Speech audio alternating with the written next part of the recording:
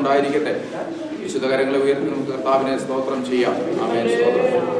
ആമേൻ. ദൈവസന്നിധിയിലായിരിക്കാൻ കർത്താവ് നമുക്ക് വലിയ ഭാഗ്യം തന്നതിനായി കർത്താവിനെ സ്തുതിക്കുന്നു. ഒരു ഞായറാഴ്ച ദിവസം കൂടെ ഒരു വിശുദ്ധ പകൽക്കാലം ദൈവത്തിൻ്റെ സന്നിധിയിലിരുന്ന് ആമേൻ ഭാര്യ നമ്മെ സൃഷ്ടിച്ച, നമ്മെ വഴി നടത്തുന്ന, നമുക്ക് ആവശ്യമുള്ളതെല്ലാം നൽകി തരുന്ന ഈ പരിശുദ്ധ ദൈവത്തെ സ്തുതിക്കുവാനും സ്തോത്രം ചെയ്യുവാനും നമ്മുടെ ജീവിതത്തിൽ കിട്ടിയ അവസരം വിലപ്പെട്ടതാണ്. ഇതിനെ വിലയോടെ, ഗൗരവത്തോടെ, പ്രാധാന്യത്തോടെ, ഭക്തിയോടെ, ഭയത്തോടെ, ഏകാഗ്ര ഹൃദയത്തോടെ നാം ആയിരിക്കുക. ദൈവം നമ്മിൽ പ്രസാദിക്കും. നമ്മുടെ വിഷയത്തിൻ്റെ മേലും ആമേ മുന്നോട്ടുള്ള ക്രിസ്തീയ ജീവിതയാത്രയിലും കർത്താവിൻ്റെ സാന്നിധ്യം നമ്മളോട് കൂടെ ഉണ്ട് എന്ന ഉറച്ച വിശ്വാസത്തോടെ ക്രിസ്തീയ ജീവിതം ഭംഗിയായി ഈ ലോകത്ത് കർത്താവ് പറഞ്ഞു തന്നിരിക്കുന്ന വചനത്തിൻ്റെ ഉള്ളിൽ നിന്നുകൊണ്ട്, അതിർവചനങ്ങളുടെ ഉള്ളിൽ നിന്നുകൊണ്ട് സ്തോത്രം അവൻ്റെ വചനത്തെ ശ്രദ്ധിക്കുകയും പഠിക്കുകയും അവൻ്റെ വചനപ്രകാരം ജീവിക്കുകയും രക്ഷയിൽ നിലനിൽക്കുകയും ചെയ്യുന്ന അനുഗ്രഹിക്കപ്പെട്ട ഒരു ആത്മീയ ജീവിതമായി നമുക്ക് മുന്നോട്ട് കടന്നു പോകാം. കർത്താവ് നമ്മെ അതിന് സഹായിക്കട്ടെ. ഈ ദേശത്ത് അതിനായി ദൈവം നമ്മെ ആക്കി വെച്ചിരിക്കുന്നവൻ്റെ കൃപയ്ക്കായി സ്തോത്രം ചെയ്യുന്നു. എല്ലാ വിശുദ്ധന്മാരെയും ആമേൻ കടന്നു വന്നിരിക്കുന്ന എല്ലാ ദൈവമക്കളെയും കൊണ്ട് കർത്താവിനെ സ്തുതിക്കുന്നു. നിങ്ങൾ ചിലവാക്കുന്ന സമയത്തിൽ നിങ്ങളുടെ അധ്വാനത്തിനും സഭയോട് കാണിക്കുന്ന സ്നേഹത്തിനും വിശ്വസ്തതയ്ക്കുമായി സ്തോത്രം ചെയ്യുന്നു. ദൈവസന്നിധിയിൽ പ്രതിഫലം ഇല്ലാതെ പോകുകയില്ല. കർത്താവ് പറഞ്ഞിരിക്കുന്നു. കർത്താവ് അവൻ്റെ നാമത്തിനു വേണ്ടി ചെയ്യുന്നതും അവനെ സ്നേഹിക്കുകയും അവൻ്റെ സഭയെ കരുതുകയും ചെയ്യുന്ന ആമേൻ ഹല്ലേലൂയ എല്ലാ ദൈവമക്കളെയും അവൻ അനുഗ്രഹത്തിൻ്റെ പന്താവിലേക്ക് നടത്തും. അങ്ങനെ നിങ്ങളുമായിരിക്കുന്നതിനായി സ്തോത്രം. നമുക്ക് ഒരുമിച്ച് ഈ ദേശത്തെ കർത്താവിൻ്റെ അവൻ അനുവദിക്കുന്ന ആ സമയം വരെ അവൻ്റെ വേല ചെയ്യുവാൻ തക്കണം കർത്താവ് നമ്മെ ബലപ്പെടുത്തട്ടെ. ശ്രദ്ധയോടെ ഇരിക്കുക. നാം പരിശുദ്ധാത്മാവിനെ കുറിച്ച് കഴിഞ്ഞ ദിവസങ്ങളിൽ പഠിച്ചുകൊണ്ടിരിക്കുകയായിരുന്നു. പരിശുദ്ധാത്മാവിൻ്റെ പേരിനെ കുറിച്ച് നാം പഠിച്ചു. ആമേൻ. സ്തോത്രം. ആമേൻ. ഇനിയും നാം ഇന്ന് പഠിക്കുന്നത് സ്തോത്രം കൃപയുടെ ആത്മാവ്. എട്ടാമത്തെ പേര്. അനവധി പേരുകളുണ്ടെങ്കിലും ആമേൻ. സ്തോത്രം. ശ്രദ്ധിക്കും. ആമേൻ. പ്രത്യേകമായി ഈ ശുശ്രൂഷകളിൽ എടുത്ത് പറയുന്ന പേര് സ്തോത്രം കൃപയുടെ ആത്മാവ്, സ്പിരിറ്റ് ഓഫ് ഗ്രേസ്. അതായത് നാം ധ്യാനിക്കുവാനും പഠിക്കുവാനുമായി ആഗ്രഹിക്കുന്ന ദൈവസന്നിധി. ഇതിനാധാരമായി ലേഖനം 10:29 പല ആവർത്തി ഇവിടെ തന്നെ പല ആമേൻ സ്തോത്രം സന്ദർഭങ്ങളിലും ഈ വചനം തന്നെ നാം ശ്രദ്ധിക്കുകയും കേൾക്കുകയും ധ്യാനിക്കുകയും പഠിക്കുകയും ചെയ്തതാണ്. എന്നാൽ അത് കൃപയുടെ ആത്മാവിനെ കുറിച്ച് വ്യക്തമായി ഇതിനകത്ത് ഈ ദൈവവചനത്തിൽ രേഖപ്പെടുത്തിയിരിക്കുന്നതിനാൽ ഈ വചനം നാം ശ്രദ്ധിക്കാതിരിക്കരുത്. അതുകൊണ്ട് വചനം നമുക്ക് വായിക്കാം. ലേഖനം 29 Hebrews chapter 10 verse 29.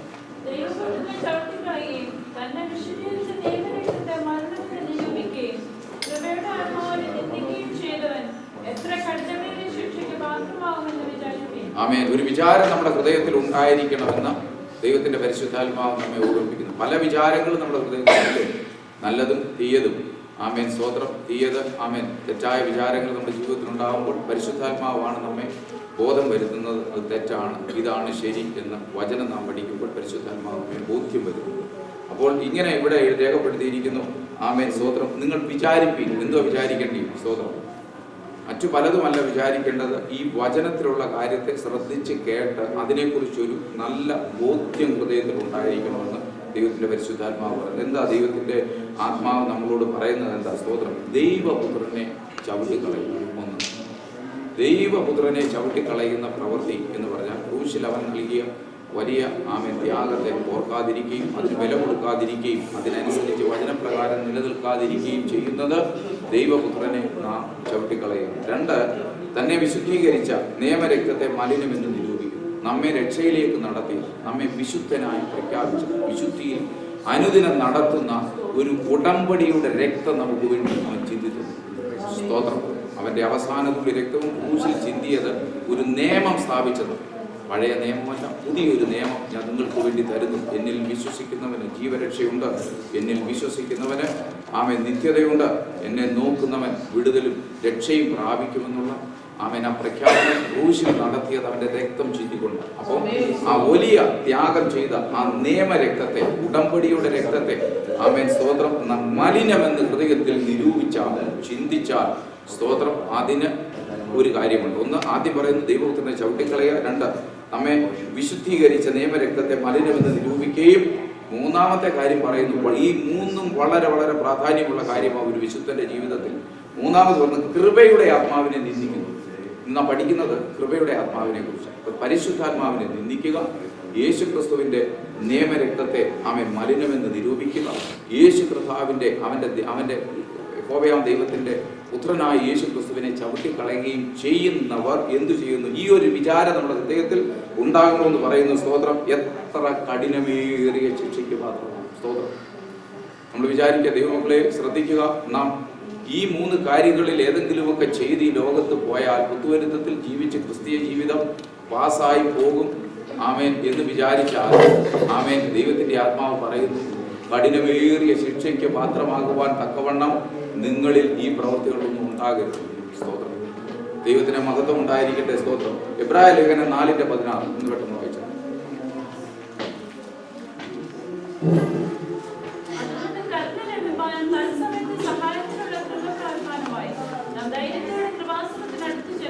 ആമേൻ. തത്സമയത്ത് കൃപ ലഭിക്കുക. ബലഹീനതകളിൽ നമുക്ക് തുണ നിൽക്കുന്ന പരിശുദ്ധാത്മാവ് നമുക്കുണ്ട് എന്ന് കൃത്യമായി പറഞ്ഞിരിക്കുന്നു. സ്തോത്രം. നമുക്ക് ഭയപ്പെടാനില്ല ഈ ലോകത്ത് കൃപയുടെ ആത്മാവ് നമ്മെ അനുദിനം വഴി നടത്തുവാൻ നാം ചെയ്യേണ്ട കാര്യം കൃപാസനത്തിന്റെ അടുത്തേക്ക് ചെന്ന് അപ്പാ പിതാവേ എന്ന് വിളിച്ചുകൊണ്ട് തെറ്റുകളെ ഏറ്റു പറഞ്ഞുകൊണ്ട് ദൈവസന്നിധിയിൽ പൂർണ്ണരായി നിൽക്കുക എന്നുള്ളത് ദൈവം ആഗ്രഹിക്കുന്ന കാര്യമാണ്. സ്തോത്രം. ഇവിടെ കൃപയുടെ ആത്മാവിനെ കുറിച്ച് നാം പഠിച്ചുകൊണ്ടിരിക്കുന്നത്. സ്തോത്രം. ഒരു വിശ്വാസി പരിശുദ്ധാത്മാവിനെ ദുഃഖിപ്പിക്കുമ്പോൾ കൃപയുടെ പ്രവാഹം എന്ന് പറഞ്ഞാൽ അനന്തമായ കൃപയുടെ പ്രവാഹമാണ് നമ്മെ വഴി നടത്തുന്നത്. ദൈവാത്മാവിന്റെ ആമേൻ സവിശേഷതയാണ് ദൈവകൃപ. ആമേൻ നമ്മുടെ മേൽ പകർന്നിരിക്കുന്ന കൃപയെ നിലനിർത്തുന്നത്. സ്തോത്രം. ഗ്രേസ് ദൈവത്തിന്റെ കൃപയാലാണ്. എല്ലാവരും പറയത്തില്ല, നമ്മൾ സ്തോത്രം പലരോടും ആമേൻ നമ്മുടെ സംസാര ഭാഷയിൽ, അതാണ് ആത്മീയ ഭാഷ നാം ഉപയോഗിക്കണം. വിശുദ്ധന്മാർ സ്തോത്രം സംസാരത്തിൽ കൂടുതലും ആത്മീയ ഭാഷ നാം കലർത്തണം. സ്തോത്രം. അങ്ങനെ സംസാരിക്കുമ്പോൾ നമുക്ക് തന്നെ ഹൃദയത്തിന്റെ ഉള്ളിൽ ഒരു വിശുദ്ധിയുടെ അനുഭവം ഉണ്ടാകും. കേൾക്കുന്നവർക്ക് എന്ത് ലഭിക്കുന്ന? കൃപ ലഭിക്കുന്നത്. ഉപ്പിനാൽ രുചി വരുത്തിയത് കൃപയോടുകൂടെ വാക്കുകൾ നമ്മളിന്ന് പുറപ്പെടുത്തും. കേൾക്കുന്നവർക്ക് കൃപ ലഭിക്കണം, നമുക്കും കൃപ ലഭിക്കണം. അതുകൊണ്ടാണ് ഉപ്പിനാൽ രുചി വരുത്തിയതും കൃപയോടുകൂടിയമായ വാക്കുകൾ നിങ്ങളിൽ നിന്ന് പുറപ്പെടട്ടെ. സ്തോത്രം. ആമേൻ. അങ്ങനെ പറയുമ്പോൾ ദൈവത്തിന്റെ ആത്മാവ് പറയുന്നു, നാം സംസാരിക്കുമ്പോൾ തന്നെ ആത്മീയ ഭാഷ. ചിലർ സംസാരിക്കുമ്പോൾ കേട്ടിട്ടുണ്ടോ? ചില വിശുദ്ധന്മാർ സംസാരിക്കും. നമ്മളിപ്പോൾ ആമേൻ ഒരാളുടെ എന്തുകൊണ്ട് സുഖമായിരിക്കുന്നു, അന്നേരം അവരെ എടുത്ത വായിൽ പറയും ദൈവത്തിന്റെ കൃപയാണ്. സ്തോത്രം. എന്തെങ്കിലും കാര്യത്തിന് സ്തോത്രം. ആമേൻ. അടുത്ത ആഴ്ച ഇന്ന കാര്യമുണ്ട് ബ്രദറെ, അതെങ്ങനെ നടക്കുന്നു? കർത്താവ് അനുവദിക്കുന്നെങ്കിൽ അത് ചെയ്യാം. ദൈവത്തിന് പ്രാധാന്യം കൊടുത്തുകൊണ്ടാണ് സംസാരിക്കുന്നത്. ഒരു കാര്യം സംസാരിക്കുമ്പോൾ കർത്താവ് അനുവദിച്ചാൽ, ഒരു ഫോൺ കോളോ അല്ലെങ്കിൽ ഒരു സംസാരമോ നമ്മൾ സംസാരിച്ച് നിർത്തുമ്പോൾ സ്തോത്രം എന്താ പറയുന്നത്? കർത്താവ് നിങ്ങളെ അനുഗ്രഹിക്കും. എപ്പോഴും അനുഗ്രഹത്തിന്റെ വാക്കുകൾ നമ്മൾ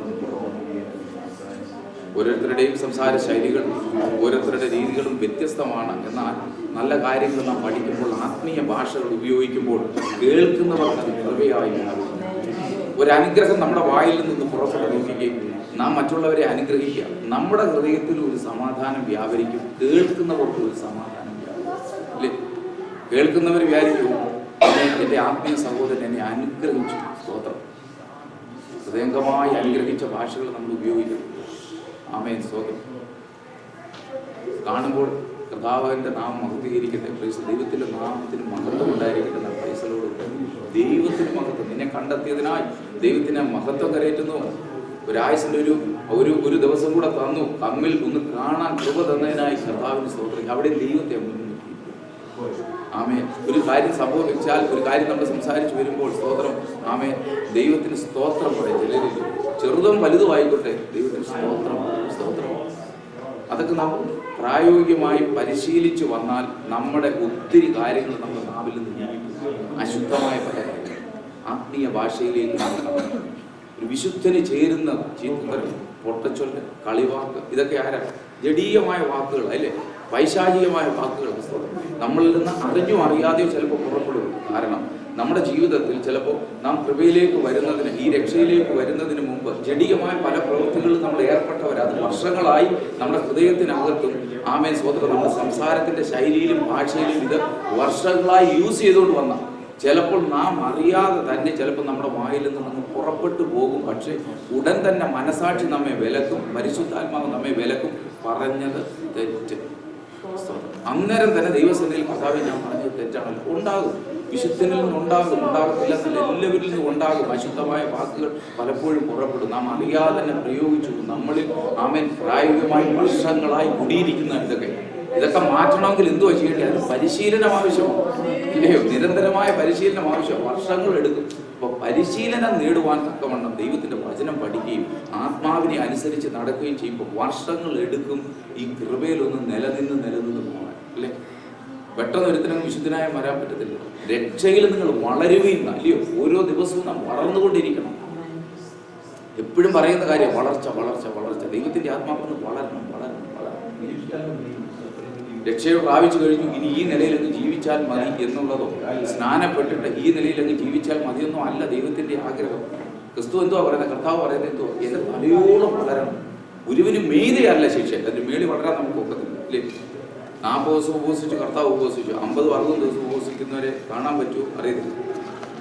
ഗുരുവിന് മേളിലൊന്നും നമ്മൾ ചെയ്യണ്ട. ഗുരു കാണിച്ചു തന്ന മാതൃകയിൽ നമ്മൾ നിൽക്കണം, അല്ലേ?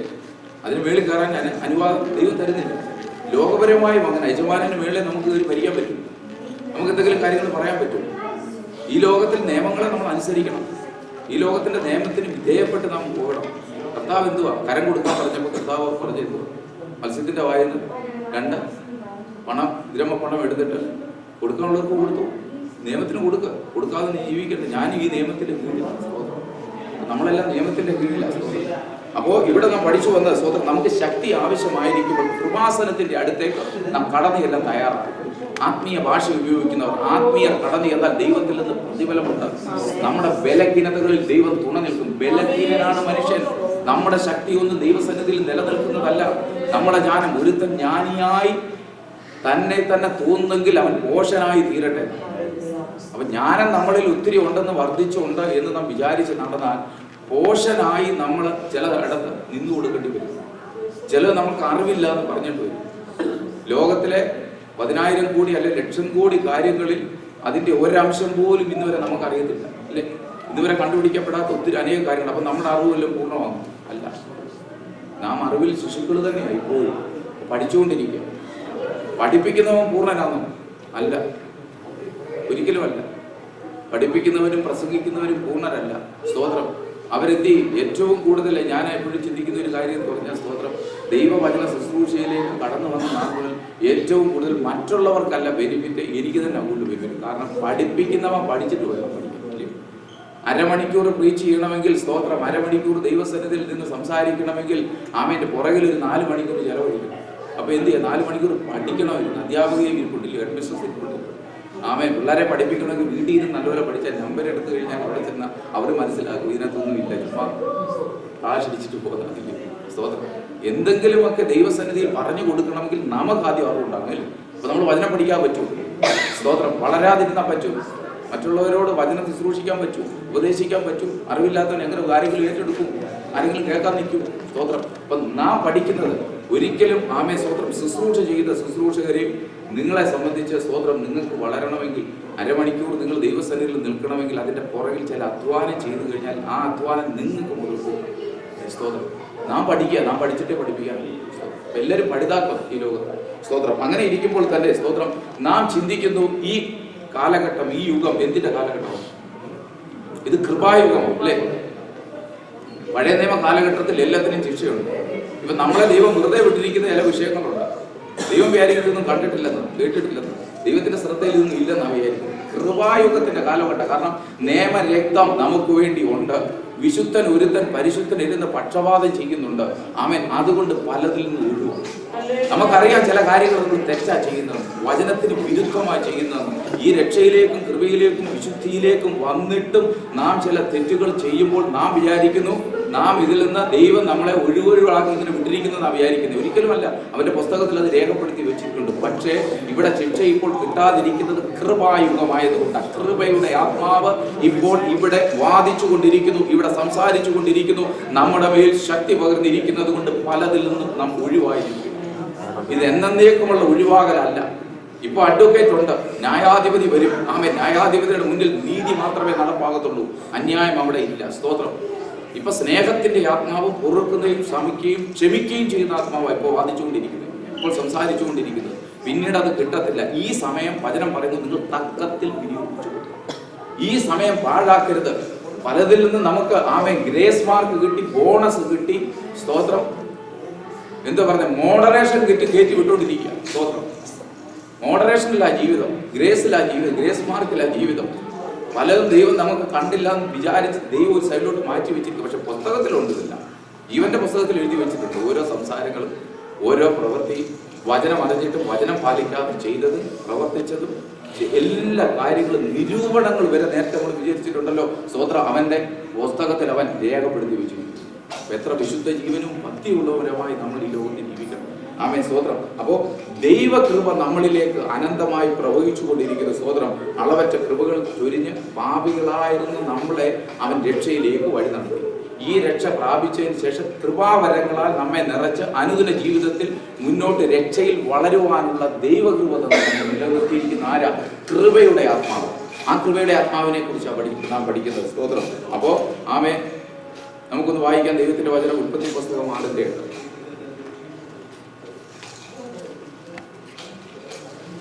Genesis chapter 6 verse 8. ആമാ, സ്തോത്രം. എന്നാൽ നോഹയ്ക്ക് യഹോവയുടെ, എല്ലാവർക്കും അറിയാവുന്ന ഒന്ന് പറഞ്ഞാട്ടെ, എന്നാൽ യഹോവയ്ക്ക് യഹോവയുടെ കൃപ നോഹയ്ക്ക് ലഭിച്ചില്ലേ? സ്തോത്രം. നോഹയ്ക്ക് യഹോവയുടെ കൃപ ലഭിച്ചു.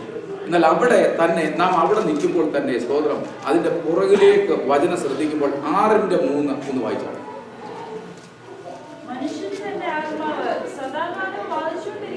ആമേൻ, സ്തോത്രം. മനുഷ്യന്റെ പ്രവൃത്തിയുടെ ദോഷം, മഹാപാപം ചെയ്ത് ജീവിക്കുന്ന മനുഷ്യന്റെ പ്രവൃത്തിയുടെ ദോഷം നിമിത്തം ന്യായാധിപതിയുടെ മുന്നിൽ ഇതെല്ലാം ചെന്നു.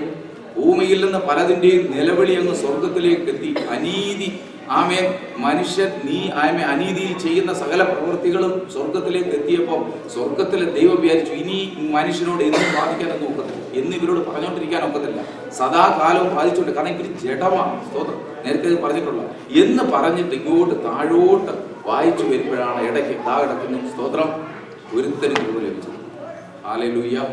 ഒറ്റ ഒരുത്തനെ കൃപ ലഭിച്ചു. ഈ ലക്ഷക്കണക്കിനായ ജനങ്ങളുടെ ഇടയിൽ നിന്ന് ഒരുത്തന് കൃപ ലഭിച്ചു. സ്തോത്രം, നോഹയ്ക്ക് ദൈവത്തിന്റെ കൃപ ലഭിച്ചു. അപ്പോ സ്തോത്രം, ഈ പ്രവർത്തികളുടെ മധ്യത്തിൽ ദൈവമക്കളെ നമുക്ക് സ്തോത്രം ഈ കൃപ ലഭിച്ചത് കൊണ്ടാണ് ഇപ്പൊ ഇവിടെ വന്നിരിക്കുന്നത്.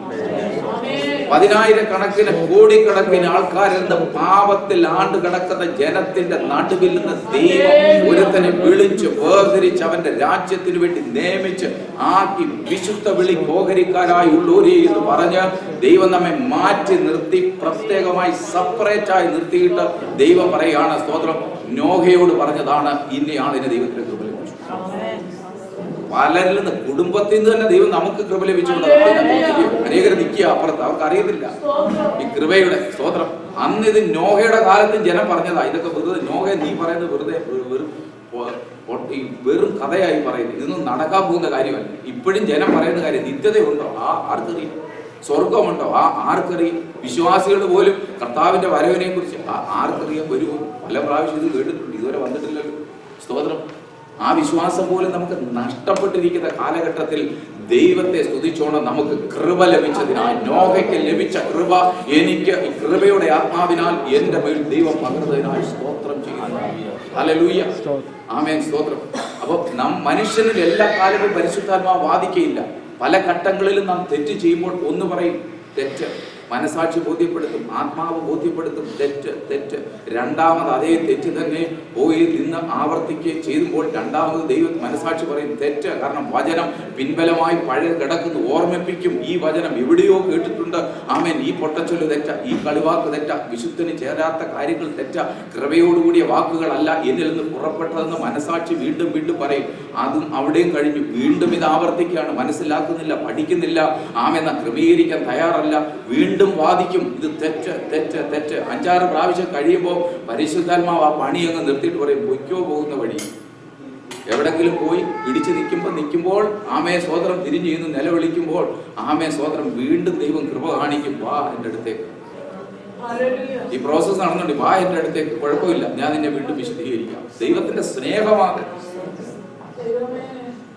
ദൈവത്തിന്റെ നീതിയുമുണ്ട്, സ്നേഹമുണ്ട്. സ്തോത്രം, ദൈവത്തിന്റെ നീതി എന്താണെന്നറിയാമോ? സ്തോത്രം, ഒരു സിമ്പിൾ ഉദാഹരണം പറയാം. ദൈവത്തിന്റെ നീതിയും സ്നേഹവും വെളിപ്പെടുന്ന ഒരു ഉദാഹരണം നിങ്ങൾക്ക് പെട്ടെന്ന് മനസ്സിലാക്കും. നമ്മുടെ ജീവിതത്തിൽ ദൈവം നീതിയായ എല്ലാ കാര്യം ചെയ്യത്തുള്ളൂ. നമുക്കൊരു കാര്യം നഷ്ടപ്പെട്ടാൽ വർഷങ്ങൾക്ക് ശേഷം സമ്പത്തോ ധനമോ മാനമോ പ്രശസ്തിയോ ഏത് കാര്യമല്ല ക്രിസ്തു നിമിത്തം നമുക്ക് നഷ്ടപ്പെട്ടാൽ സ്തോത്രം, ആമേൻ, വർഷങ്ങൾ കഴിഞ്ഞതിന് ശേഷം ചില കാര്യങ്ങൾ നമ്മുടെ ജീവിതത്തിൽ ചെയ്തു തരുമ്പോൾ, നഷ്ടപ്പെട്ട പണത്തെ ദൈവം തിരിച്ചു തരുമ്പോൾ നമ്മളൊരു വാക്ക് അവിടെ പ്രഖ്യാപിക്കും, ദൈവത്തിന്റെ നീതി. ആമേൻ, പ്രൈസ് ദി ലോർഡ്. എന്തോ നമ്മൾ പറയുന്നത്? ഇത് ദൈവത്തിന്റെ നീതിയാണ്. എനിക്ക് പണ്ട് നഷ്ടപ്പെട്ട ദൈവം എനിക്ക് തുള്ളം തിന്നത്, വെട്ടുക്കിളി നശിപ്പിച്ചത്, ഓട്ടസഞ്ചിയിൽ ഇട്ട് പോയത്, കർത്താവ് നിമിത്തം നമുക്ക് തിരികെ ദൈവം തന്നിരിക്കുന്നത് ദൈവത്തിന്റെ നീതിയായ എന്റെ ജീവിതത്തിൽ. അതാ ദൈവത്തിന്റെ നീതി, ഇല്ലയോ? ദൈവത്തിന്റെ സ്നേഹമുണ്ട് നമ്മളിൽ. ആമേൻ, സ്തോത്രം. പലപ്പോഴും നമ്മൾ പറയും സ്തോത്രം, ദൈവത്തിന്റെ സ്നേഹമാണ് നമ്മളെ വഴി നടത്തുന്നില്ലേ? ഒറ്റ ഉദാഹരണം, ദൈവത്തിന്റെ നീതിയും ദൈവത്തിന്റെ സ്നേഹവും വെളിവാക്കുവാൻ വേണ്ടി നിങ്ങളോട് ഷെയർ ചെയ്യുവാൻ ഒരു കാലം ആഗ്രഹിക്കുന്നു. സ്തോത്രം. എന്താ? ആമേൻ, സ്തോത്രം. ഒരു ന്യായാധിപൻ, ജഡ്ജി കോർട്ടിലിരിക്കുക. അദ്ദേഹം വിധി പറയാൻ വേണ്ടി വാദങ്ങൾ കഴിഞ്ഞ് ആമേൻ പ്രതിയെ ഒന്ന് കാണണം. പ്രതിയെ കാണാൻ വേണ്ടി ഇരിക്കുമ്പോൾ പ്രതി കൂട്ടിലേക്ക് കടന്നു വന്നു. സ്തോത്രം. പ്രതി കൂട്ടിലേക്ക് വന്നു. പ്രതി നിന്നു. ന്യായാധിപൻ ഇരുന്ന കാര്യങ്ങളെല്ലാം നോക്കിയതിന് ശേഷം പ്രതിയെ ഒന്ന് നോക്കിയ നിമിഷത്തിൽ തന്നെ ആമേൻ സകല പേപ്പറും താൻ അടച്ചു വെച്ചിട്ട് വിളിച്ചു പറഞ്ഞു, ഇന്ന് കോടതി പിരിഞ്ഞിരിക്കുന്നു, അവർക്ക് അധികാരമുണ്ട്, വിധിയില്ല. എഴുന്നേറ്റ് പോയി. എന്താ സംഭവിച്ചെന്നറിയാമോ? ഹല്ലേലൂയ. അവിടെ സംഭവിച്ച കാര്യം, സ്വന്തം മകനാണ് ആ പ്രതികൂട്ടിൽ പുസ്തകം മടക്കി വെച്ചു. അവിടെ നാളെ സംഭവിച്ചതെന്നറിയോ? നീതി നടപ്പാക്കാൻ ന്യായാധിപന് പറ്റുന്നില്ല. എന്തുകൊണ്ടാണെന്നറിയാമോ നീതി നടപ്പാക്കാൻ പറ്റാത്തത്? അവന്റെ ഹൃദയത്തിലെ സ്നേഹം കൊണ്ട്, തന്റെ പുത്രനോടുള്ള സ്നേഹം കൊണ്ട് നീതി നടപ്പാക്കാതെ മടക്കി വെച്ചിട്ട് താൻ ഇന്നത്തേക്ക് പുറത്ത് പിരിഞ്ഞിരിക്കുന്നു എന്ന് എഴുന്നേറ്റു. ഞാൻ പറയുന്നു, ദൈവത്തിന്റെ നീതി പലപ്പോഴും നമ്മുടെ ജീവിതത്തിൽ ആമേൻ അവൻ ചെയ്യാത്തതിന്റെ കാര്യം ദൈവത്തിന് നമ്മളോടുള്ള സ്നേഹം കൊണ്ടാണ്. ഹല്ലേലൂയ. അത് നാം ടേക്ക് ഇറ്റ് ഫോർ ഗ്രാൻഡഡ് ആയി കണക്കാക്കി പോകരുത് ദൈവമക്കളെ. ആമേൻ. ഇത് പിടിക്കും ഒരു ദിവസം, ഒരു ദിവസം പിടിച്ചു നിർത്തും. ഹല്ലേലൂയ. ആ ഒരു ദിവസം കടന്നു വരുന്നു. അതാണ് ഈ ലോകത്തിലുള്ള സകല സുവിശേഷകരും വിളിച്ചു പറയുന്നത്, സകല പ്രവാചകന്മാരും വിളിച്ചു പറയുന്നത്, സകല യേശുക്രിസ്തുവിനെ സ്നേഹിക്കുന്നവന്റെ സുവിശേഷത്തെ വിളിച്ചു വരുന്ന ഒരു ദിവസം കടന്നു വരുന്നു. ആ ദിവസത്തിൽ നിന്ന് ഒഴിഞ്ഞു നിൽക്കുവാൻ ഒരു മനുഷ്യ ശക്തിക്കോ ലോകത്തിനോ ഭൂമിക്കോ ആകാശത്തിനോ കഴിയത്തില്ല. ആ ദിവസം കടന്നു. ഹല്ലേലൂയ. പെട്ടെന്ന് നമുക്ക് വായിക്കാം. സ്തോത്രം. ഹല്ലേലൂയ. 1 പത്രോസ് 1 Peter chapter 1 verse 10, 11 and 12. ആമേൻ. നിങ്ങൾക്ക് വരുവാനിരിക്കുന്ന കൃപയെക്കുറിച്ച് പ്രവചിച്ച പ്രവാചകന്മാർ ഈ രക്ഷയെ ആരാണ് അന്വേഷിച്ചിരുന്നു? അവരിലുള്ള ക്രിസ്തുവിൻ ആത്മാവ് ക്രിസ്തുവിന് വരേണ്ട കഷ്ടങ്ങളെയും പിൻവരുന്ന മഹിമയെയും മുൻകൂട്ടി സാക്ഷീകരിച്ചപ്പോൾ സൂചിപ്പിച്ച സമയം ഏതോ എങ്ങനെയുള്ളതോ എന്ന് പ്രവാചകന്മാർ ആരാഞ്ഞു നോക്കി.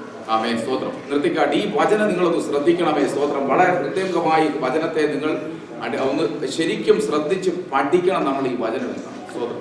മറിയയുടെ മേൽ എന്താ പറയുന്നത്? ലൂക്കോസിന്റെ സുവിശേഷം 1-ാം അധ്യായം 35-ാം വാക്യം പറയുന്നത്, മറിയയുടെ മേൽ അത്യുന്നതന്റെ ശക്തി നിഴലിട്ടു, വിശുദ്ധ പ്രജയ്ക്ക് ആമേൻ ജനിക്കുവാനുള്ള കൃപയുടെ യുഗം തുടങ്ങുവാൻ പോകുന്നു. സ്തോത്രം. ആമേൻ. മറിയയുടെ ഉള്ളിൽ പൂജാതനാകുന്നു. ഇമ്മാനുവേൽ വരുന്നു ലോകത്തിന്. സ്തോത്രം. ലോകത്തിന്റെ രക്ഷയ്ക്ക് വേണ്ടി ആമേൻ അത്യുന്നതന്റെ ശക്തി വെളിപ്പെട്ടു. കൃപയുടെ ആത്മാവിനെ കുറിച്ചാണ് പറയുന്നത്. സ്തോത്രം. കൃപായുഗ പിറവിക്ക് മുന്നിൽ ഒളിഞ്ഞിരിക്കുന്ന 3 പ്രധാന സത്യങ്ങളുണ്ട്. യേശുക്രിസ്തുവിന്റെ വരവ്, അതിന് പുറകിൽ ഒളിഞ്ഞിരിക്കുന്ന ആമേൻ പരമപ്രധാനമായ 3 സത്യങ്ങൾ ആമേൻ നാം മനസ്സിലാക്കണം. ഇന്നത്തെ ബൈബിൾ സ്റ്റഡി കൃപയുടെ ആത്മാവ് നമ്മെ വഴി നടത്തുന്നത്. 1 വായിച്ചാട്ടെ ആദ്യം മുതൽ. ആമേൻ. നിങ്ങൾക്ക് വരുവാനിരിക്കുന്ന കൃപയെ കുറിച്ച് പ്രവചിച്ച പ്രവാചകന്മാർ ആമേൻ ഈ രക്ഷയെ ആരാഞ്ഞ. അപ്പോൾ സ്തോത്രം, നമുക്ക് വരുവാനുള്ള കൃപയെ കുറിച്ച് അവർക്ക് കിട്ടിയില്ല. ആർക്ക്? പഴയ നിയമ പ്രവാചകന്മാർക്ക് അറിയാം, പക്ഷെ അവരുടെ കൺമുമ്പിൽ അവർ കണ്ടില്ലത്. സ്തോത്രം. അവരാരാഞ്ഞുകൊണ്ടിരുന്നു വരുവാനുള്ള കൃപ വരുന്നു. യെശയ്യാപ്രവചനം 53-ാം അധ്യായം കൃത്യമായി പറയുന്നുണ്ട് അത്. സ്തോത്രം. വരുവാനുള്ള കൃപ, ഈ ലോകത്തിൽ അവൻ ഏറ്റുവാങ്ങാൻ പോകുന്ന കഷ്ടാനുഭവം അല്ലേ? സ്തോത്രം. വിവരിച്ച് 53-ാം അധ്യായത്തിൽ പറയുന്നു. ഇവിടെ പറയുന്നു 1-ാമത്തെ കാര്യം, കൃപായുഗ പിറവിക്ക് മുന്നിൽ ആമേൻ മറഞ്ഞിരുന്ന പരമപ്രധാനമായ സത്യം വരുവാനുള്ള കൃപ. അത് അവർക്ക് കിട്ടിയില്ല. അവർ പറഞ്ഞുകൊണ്ടേയിരുന്നു വരുന്നുണ്ട്. ആ തലമുറയിൽ അവർക്ക് കാണുവാൻ, അവർക്ക് അനുഭവിപ്പാൻ ഭാഗ്യം കിട്ടിയില്ല. ആർക്ക് അനുഭവിപ്പാൻ ഭാഗ്യം കിട്ടി? നമുക്ക്. സ്തോത്രം. അവര് ആമേൻ സ്തോത്രം അനുഭവിപ്പാൻ പറഞ്ഞുകൊണ്ടേയിരുന്നു. ഇത് തന്നെയായിരുന്നു അവരുടെ വിഷയം. മോശ വിളിച്ചു പറഞ്ഞു, ക്രിസ്തുവിന്റെ നിന്ന വലിയ ധനമെന്നെണ്ണി ഞാൻ ജീവിക്കുന്നു. സ്തോത്രം. എബ്രഹാമിന്റെ ജീവിതത്തിൽ അവൻ എതിരേറ്റ 3 പുരുഷന്മാർ, സ്തോത്രം, ദൈവത്തിന്റെ ആമേൻ പ്രതിപുരുഷന്മാർ. ദൈവം തന്നെയായിരുന്നു എബ്രഹാമിന്റെ അടുത്ത് കടന്നു വന്ന് അവനോട് ആലോചന അറിയിച്ചത്. സ്തോത്രം. താഴെ രണ്ടാമത് പറയുന്നു, അത് വായിച്ചാട്ടെ. ഈ രക്ഷയെ ആരാഞ്ഞ് അന്വേഷിച്ചിരുന്നു. ഒരു രക്ഷയ്ക്കായി അവൻ കടന്നു വരുന്നത്, ഒരു കൃപ കടന്നു വരുന്നു. ഇതാ ഒരു രക്ഷ കടന്നു വരുന്നു നമ്മുടെ ജീവിതത്തിൽ. സ്തോത്രം. അത് എങ്ങനെയാ കിട്ടുന്നത്? അതാ താഴോട്ട് വായിക്കേണ്ടത്. സ്തോത്രം. അന്വേഷിച്ചിരുന്നു അവരിലുള്ള ക്രിസ്തുവിന്റെ ആത്മാവിന്, ക്രിസ്തുവിന് വരേണ്ട കഷ്ടങ്ങളെയും പിൻവരുന്ന മഹിമ മുൻകൂട്ടിൽ കണ്ട് സാക്ഷീകരിച്ചപ്പോൾ സൂചിപ്പിച്ച സമയം ഏതോ എങ്ങനെയോ ഉള്ളൂ എന്ന് പ്രവാചകന്മാർ ആരാഞ്ഞു നോക്കി. അവർ നോക്കിക്കൊണ്ടിരുന്നു. സ്തോത്രം. എന്തു അവർ നോക്കിക്കൊണ്ടിരുന്നത്? ആമേൻ. അവർ രക്ഷയെ ആരാഞ്ഞ് അന്വേഷിച്ചു. അവരിലുള്ള ക്രിസ്തു വെളിപ്പെട്ടിട്ടില്ലെന്ന്, അവരിലുള്ള യെശയ്യാവിലുള്ളതെന്ന് ചിന്തിച്ചു.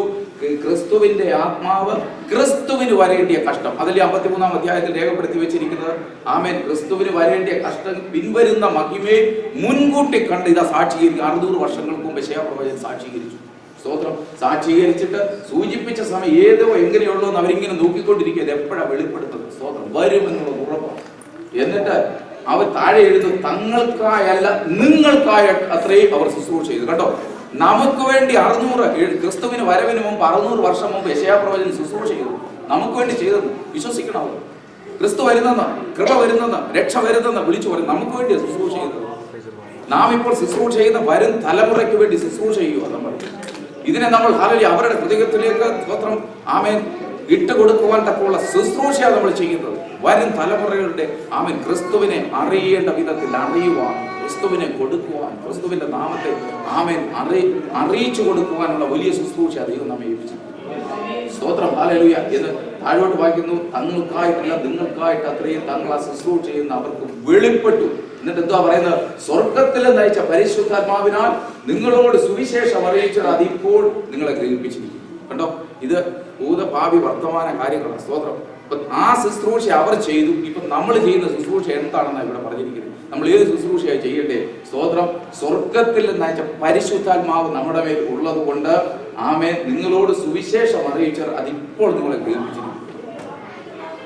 നമുക്കിത് ഗ്രഹിക്കാൻ സ്തോത്രം പല സുവിശേഷകരും ഈ ലോകത്തുള്ളത് കൊണ്ടാണ്, ഈ ശുശ്രൂഷ ചെയ്തുകൊണ്ടാണ് നമ്മളിത് ഗ്രഹിച്ചത്. അല്ലേ?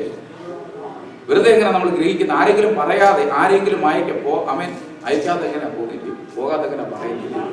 ആരെ ഞാൻ അയക്കേണ്ടു, ആരെനിക്ക് വേണ്ടി പ്രവർത്തിക്കുന്നു ദൈവം ഇതാ അടിയനിതാ എന്ന് പറഞ്ഞിരിക്കുന്ന ചില ശബ്ദങ്ങൾ ദൈവസന്നിധിയിൽ കാതുകൾ മുഴങ്ങി അവർ ഹൃദയത്തിൽ അത് ഏറ്റെടുത്തിട്ട് സ്വന്തം പ്രാണനെയോ സ്വന്തം സുഖത്തെയോ സുഗന്ധ സൗകര്യത്തെയോ നോക്കാതെ ക്രിസ്തുവിന്റെ സുവിശേഷം ആമേൻ വിളിച്ചു പറയുന്നത്. സ്തോത്രം. ഹല്ലേലൂയ. ഈ വരുവാനുള്ള രക്ഷയെ കുറിച്ച് വിളിച്ചു പറയും. ഇത് അവർ ആരാഞ്ഞ് അറിഞ്ഞിരുന്നു, അവർ നമ്മളോട് മുൻകൂട്ടി പ്രവചിച്ചിരുന്നു. അത് നാം ഏറ്റെടുത്തിട്ട് നാം വരും തലമുറയ്ക്ക് വേണ്ടി ശുശ്രൂഷ ചെയ്യുകയാണ്. ഇപ്പോൾ നിങ്ങളെ ഗ്രഹിപ്പിച്ചിരിക്കുന്നു. അതിലേക്ക്, ആ ശുശ്രൂഷയിലേക്ക് ആര് കുനിഞ്ഞു നോക്കുന്നതാണ്? ആ ശുശ്രൂഷയിലേക്ക് ദൈവദൂതന്മാർ കുനിഞ്ഞു നോക്കും. നമ്മൾ ചെയ്യുന്ന സുവിശേഷത്തിന്റെ, നമ്മൾ ചെയ്യുന്ന ആമേൻ സ്തോത്രം ഇപ്പോൾ ഇവിടെ ദൈവത്തിന്റെ ക്രിസ്തുവിന്റെ വചനത്തെ ഇപ്പോൾ പ്രഖ്യാപിക്കുന്ന, പഠിപ്പിക്കുന്ന, സുവിശേഷിക്കുന്ന, ശുശ്രൂഷിക്കുന്ന ഓരോ ആമേൻ ഈ ലോകത്തിൽ നടക്കുന്ന ദൈവത്തിന്റെ എല്ലാ പ്രവൃത്തികളിലേക്കും സ്വർഗീയ ദൂതന്മാർ കുനിഞ്ഞു നോക്കി. വിശ്വസിക്കണം. ഇന്ന് ഈ സഭയിലേക്ക് ദൈവത്തിന്റെ ആത്മാവ് വാദിച്ചു കൊണ്ടിരിക്കുന്നു, സംസാരിക്കുന്നതിന്റെ സത്യത്തിലുണ്ട്. മാത്രമല്ല കൃപാസനത്തിൽ നിൽക്കുന്ന ആമേൻ ദൈവത്തിന് എപ്പോഴും സ്തുതി പാടി സ്തോത്രം ചെയ്തുകൊണ്ടിരിക്കുന്ന ദൂതന്മാർ ഈ സുവിശേഷം പ്രഖ്യാപിക്കുന്ന, ഈ ചടങ്ങിൽ യേശുവിന്റെ നാമത്തെ, ഈ രക്ഷയെ പ്രഖ്യാപിക്കുന്ന, ഈ രക്ഷയിലേക്ക് നടത്തുന്ന, ആമേൻ ഈ രക്ഷയിൽ നിലനിർത്തുവാൻ ഉപദേശിക്കുന്ന എല്ലാ പ്രവൃത്തി മണ്ഡലത്തിന്റെ മേലും ദൂതന്മാർ സ്വർഗത്തിൽ നിന്ന് കുനിഞ്ഞു നോക്കുക. നമ്മുടെ പ്രവൃത്തികളെ വാച്ച് ചെയ്തുകൊണ്ടിരിക്കുക. സുവിശേഷിക്കുന്ന സുവിശേഷം, പ്രാർത്ഥിക്കുന്ന പ്രാർത്ഥന, ആരാധനയെ ദൂതന്മാർ നോക്കിയാണ്, പരിശുദ്ധാത്മാവ് നോക്കിയ. ഇപ്പൊ ആരാധിക്കാതിരിക്കാൻ പറ്റുമോ? ആമേൻ കൃപാസനത്തിൽ നിൽക്കുന്ന ആമേൻ കേരുബുകളും ആമേൻ സെറാഫുകളും അവർ ശുശ്രൂഷ ചെയ്തുകൊണ്ടിരിക്കുമ്പോൾ തന്നെ ആമേൻ ലോകത്തിലേക്ക് അവർ നോക്കുന്നു. ഇവിടെ എന്താ നടക്കുന്നത്? ആരാധന എന്ന പേരിൽ കപടത നടക്കുകയാണോ? ആരാധന എന്ന പേരിൽ ദൈവത്തെ ആരാധിക്കാതെ നിൽക്കുകയാണോ? ആരാധന എന്ന പേരിൽ ചിന്ത ആമേൻ ഹൃദയത്തിൽ ഏതെങ്കിലും മറ്റു വിചാരങ്ങൾ ഇട്ടുകൊണ്ട് ദൈവസ്ഥനിൽ നിൽക്കുകയാണോ? കുനിഞ്ഞു നോക്കിയവർക്ക് ഗ്രഹിക്കുക പരിശുദ്ധാത്മാവുണ്ട്. ഹല്ലേലൂയ. ദൈവത്തിന് മഹത്വം. ആരാധന വെളിപ്പെടുത്താതിരിക്കാൻ പറ്റുമോ? ഹൃദയത്തിൽ നിന്ന് സ്നേഹം വെളിപ്പെടുത്താതിരിക്കാൻ ഒക്കുമോ? ആമേൻ, സ്തോത്രം. ഷോ കാണിച്ചുകൊണ്ട് കാര്യമുണ്ടോ? ദൈവത്തിനോടുള്ള സ്നേഹമുണ്ടോ ഹൃദയത്തിന്റെ ഉള്ളിൽ? ആരാധിക്കുന്ന ആരാധകൻ ദൈവത്തോട് സ്നേഹത്താൽ ആരാധിക്കണം. മറ്റുള്ളവരെന്ത് നോക്കുമെന്നല്ല, മറ്റുള്ളവരെന്നെ വിധിക്കുമെന്നുള്ളതല്ല. ദൈവത്തെ ആരാധിക്കുവാൻ നിൽക്കുന്ന ഓരോ വിശുദ്ധനും തനിക്ക് കിട്ടിയ ആമേൻ ഈ വാഗ്ദത്തത്തിന്റെ പരിശുദ്ധാത്മാവിനാൽ തന്റെ നിത്യതയെ ഓർത്ത്, ദൈവത്തോടുള്ള നിത്യവാസം ഓർത്ത് ദൈവത്തെ സ്തുതിക്കുവാൻ അവരുടെ നാവിൽ നിന്ന് ഹല്ലേലൂയ പുറപ്പെടും. അവരുടെ നാവിൽ നിന്ന് സ്തുതി സ്തോത്രങ്ങൾ പുറപ്പെടും. അവരുടെ നാവിൽ നിന്ന് നന്ദി നിറഞ്ഞ ഹൃദയത്തോടെ ആമേൻ യേശുവിനെ സ്തുതിച്ചുകൊണ്ട് അവർ നിൽക്കും. ഈ ദർശനം അകത്ത് പ്രാപിച്ച ദൈവമക്കൾക്കായി സ്തോത്രം ചെയ്യുന്നു. ഹല്ലേലൂയ. ഈ ദർശനത്തിൽ നാം മുന്നോട്ട് പോകണം. ആരാധിക്കാതിരിക്കാൻ പറ്റത്തില്ല. ഹൃദയത്തിന്റെ ഉള്ളിൽ വിഷനില്ല, കാഴ്ചപ്പാടില്ല, ദർശനമില്ലാത്തതിനാൽ ആരാധനയ്ക്ക് വരാതിരിക്കും. അവൻ കഴിവുണ്ടായിട്ടും ആരാധനയ്ക്ക് വന്നാൽ പാറക്കുറ്റി നിൽക്കുന്ന പോലെ നിൽക്കുവാനല്ല സ്തോത്രം ദൈവം നമ്മെ കുറിച്ച് ആഗ്രഹിക്കുന്നത്. ഹൃദയത്തിൽ ബാഹ്യ പ്രകടനങ്ങൾ ഇല്ലെങ്കിലും, നിങ്ങളിൽ ഇല്ലെങ്കിലും ഹൃദയം ദൈവത്തോട് അകന്നിരിക്കരുത്. സ്നേഹത്താൽ നിറഞ്ഞ കണ്ണുനീരിലും സന്തോഷത്തിലും ഹല്ലേലൂയ അവനുമായി സംസാരിച്ചു കൊണ്ടിരിക്കുന്ന യേശുവേ തന്ന നിത്യരക്ഷയ്ക്കായി സ്തോത്രം, ക്രൂശിലെ യാഗത്തിനായി സ്തോത്രം, എന്നെ വിടുവിച്ച കൃപയ്ക്കായി സ്തോത്രം. ലോകവും ലോകത്തിന്റെ മോഹവുമല്ല, ഇത് 70-80 വർഷം കൊണ്ട് കഴിഞ്ഞു പോകും. എന്നാൽ നിത്യതയിൽ നിന്നോടുള്ള വാസത്തിനുള്ള ദർശനം ഹൃദയത്തിന്റെ ഉള്ളിൽ തന്നതിനാൽ ഞാൻ നിന്നെ സ്തുതിക്കുന്നു. എത്ര പേർക്ക് പറയാൻ പറ്റും? ആ ദർശനം പ്രാപിച്ചവർ അടങ്ങിയിരിക്കത്തില്ല.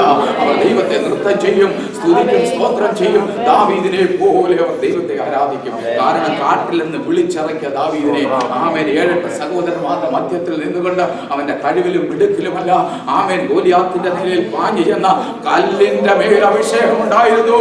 ആമേൻ അതുകൊണ്ട് അവൻ എഴുതപ്പോൾ ഗോലിയാത്ത് നിലത്ത് വീണ ദൈവശക്തിയായിരുന്നു ആ കല്ലിലൂടെ പുറപ്പെട്ടത്. അത് ചെല്ലേണ്ട സ്ഥാനത്ത് ദൈവം കൊണ്ടുവന്ന് തറച്ചതായി.